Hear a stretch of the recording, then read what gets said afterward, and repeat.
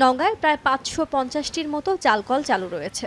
এর মধ্যে সরকারের সাথে চুক্তিবদ্ধ হয়েছে ৩৩৭টি, যেখানে হাস্কিং চালকল ৩০০টি এবং ৩৭টি অটোমেটিক। ১৭ নভেম্বর থেকে শুরু হয় চাল সংগ্রহ অভিযান। বরাদ্দের অনুকূলে আতপ চাল পুরোটাই সংগ্রহ করা সম্ভব হয়েছে। এছাড়া সিদ্ধ চাল ১৬,৫২০ টন এবং মাত্র ১ টন ধান সংগ্রহ করা সম্ভব হয়েছে। ৪০ টন মেট্রিক টনের মতো পাইছি, কিন্তু তাতে দেখা গেল যে ৪-৫ টাকা প্রতি কেজিতে লস গেছে। ধানের বাজার ঊর্ধ্বগতির জন্য মালিক লস খাচ্ছে। এদিকে কৃষকরা বলছেন, এবছর খোলা বাজারে ধানের দাম বেশি পাওয়ায় বেশ খুশি তারা। তবে চুক্তিবদ্ধ মিল মালিকরা চাল দিতে বাধ্য। চাল দিতে না পারলে প্রয়োজনীয় ব্যবস্থা গ্রহণ করা হবে বলে জানান খাদ্য কর্মকর্তারা।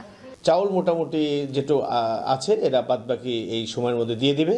আমার মিলারদের সাথে যোগাযোগ করছি এবং সবার সাথে কথা বলছি। আমরা মাঝে মাঝে অভিযানও চালাচ্ছি।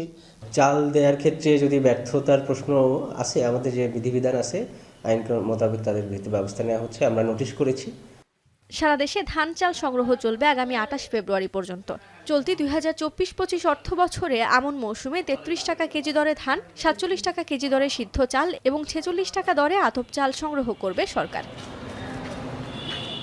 এখন নওগাঁ।